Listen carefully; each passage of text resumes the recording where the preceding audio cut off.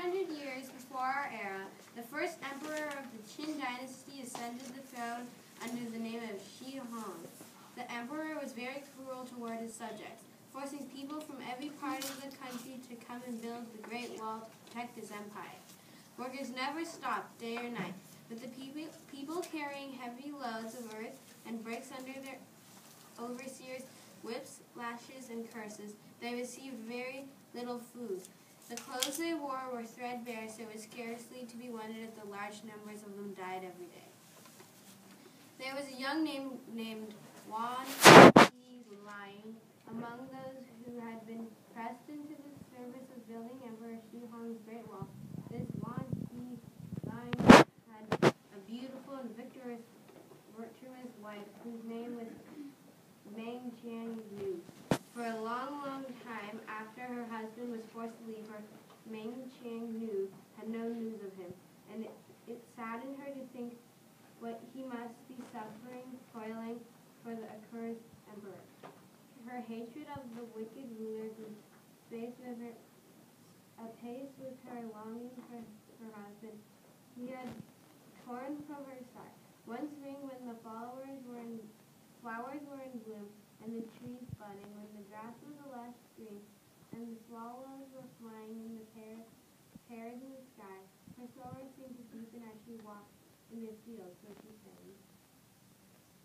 In March the peach is blossomed dusk, swallows meeting build their nest.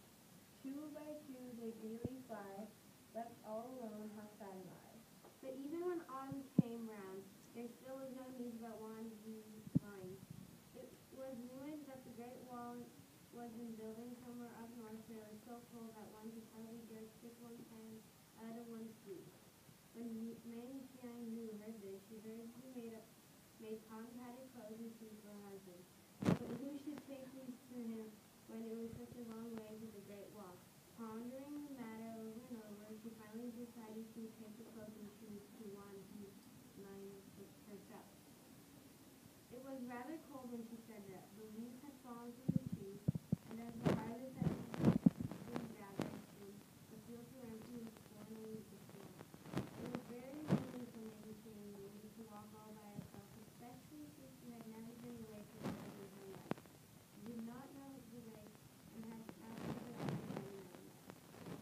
One evening, she failed to leave a town she was going to, so she put up for the night in a little temple in a grove beside the road. Having walked the whole day, she was very tired and fell asleep as soon as she lay down on the table.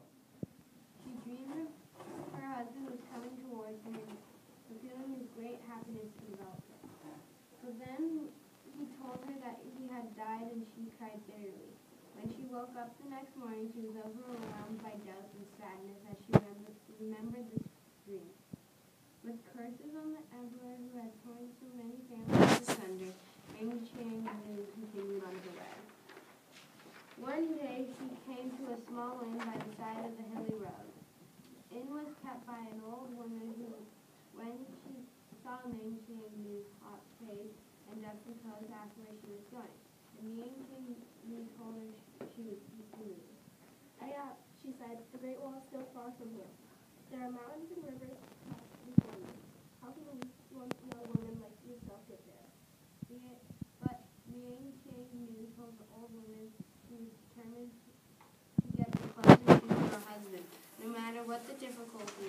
The old woman was as much touched by the younger one's willpower as she was concerned about her safety. The next day she accompanied Meng Qianyu over a distance to show her sympathy. And so, Meng Qianyu walked on and on and on till one day she came to a deep valley between the mountains. The sky was overcast with gray clouds. A strong wind was blowing that chilled the air. She walked quite a long time through the valley without, however, finding a single house. All she could see were weeds, brambles, and rocks. It was getting so dark that she could no longer see the road. At the foot of the mountains there was a river running with water of a murky color. Where should she go? Being at her wit's end, she decided to spend the night among some bushes. As she had not eaten anything for the whole day, she shivered all the more violently in the cold. Thinking of how her husband must be suffering in this icy cold weather, her heart contracted with a pain as sharp as a knife. When Ming Cheng-yu opened her eyes, the next morning she found to her amazement the whole valley and her own body covered with a blanket of snow. How was she to continue her travel? While she was still quite at a loss as to what to do, a crow suddenly alighted before her. It cawed twice and flew on a short distance and sat down again in front of her and cawed again twice. Ming Cheng-yu decided that the bird was inviting her to follow its direction, and so she resumed her little travel. A little cheered because of the company of this living being, she began to sing as she walked along. Thick and fast swirl round the winter snows. I may take you, but very near. As startled from a last died, the great wall of fire, and I will far from its side. Thus she walked past mountain ranges, crossing big rivers as well as small streams. And thus many a dreary day had passed before she at last reached the Great Wall. How excited she was when she caught sight of it, meandering like a huge serpent over the mountains before her. The wind was piercingly cold, and the bare mountains were covered with dry grass, only without a single tree anywhere. Clusters of people were huddling against the Great Wall. These were the people who had been driven here to build it. Meng Cheng-yu walked along the Great Wall, trying to find her husband among those who were toiling here. She asked after her husband, but nobody knew anything about him, so she had to go on and on inquiring. She saw that the sallow faces the toilers had, their cheekbones protruding through their skin, and she saw many dead lying about without anybody paying any attention. Her anguish over her husband's unknown fate increased, so that she shed many bitter tears as she continued her search. At last she learned the sad truth. Her husband had died long ago because of the unbearably hard toil, and his body had put underground where he had fell under the Great Wall. Hearing this tragic news, Meng Cheng-yu fell into a swoon. Some of the builders tried to revive her, but it was a long while before she regained consciousness. When she died, she burst into a flood of tears for several days on end, so that many of the toilers wept with her. So bitter was her lament that suddenly a length of over 200 miles of the Great Wall came crumbling down. It was a violent storm made by the sand and great swirl about in the air. It was Meng Cheng-yu by her tears caused by the great wall crumble. The people along the edifice told one another with amazement, at the same time filled with hatred for the cruel emperor who caused nothing but misery to his son. When the emperor heard how Meng Cheng-yu had brought part of his great wall down, he immediately went to see for herself what sort of person she was. He found that she was as beautiful as a fairy, so he asked her to become his concubine. Meng Cheng-yu, who hated him so deeply for his cruel ways of word, of course not constant to this, but she felt her ruse would serve her purpose better than frankness. So she answered aimlessly, Yes, I will, if you do these 3 things for me.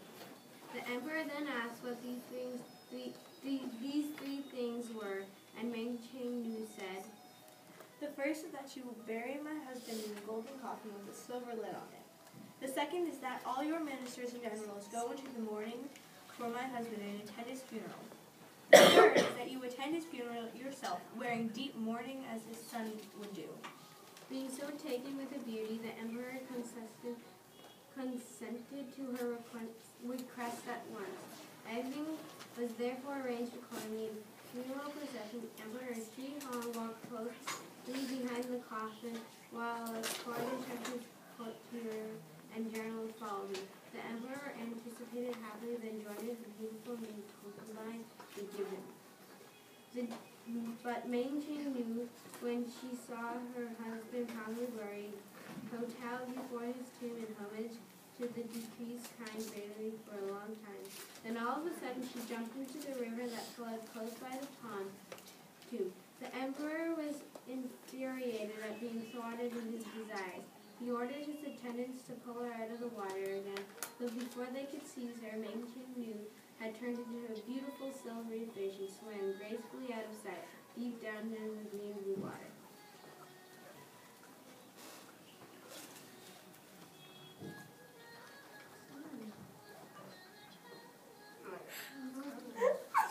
The end. Oh.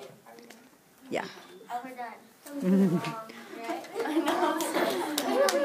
Miss Montana, can I go to the bathroom? Yes. I think you have to take them off the screen. I said it.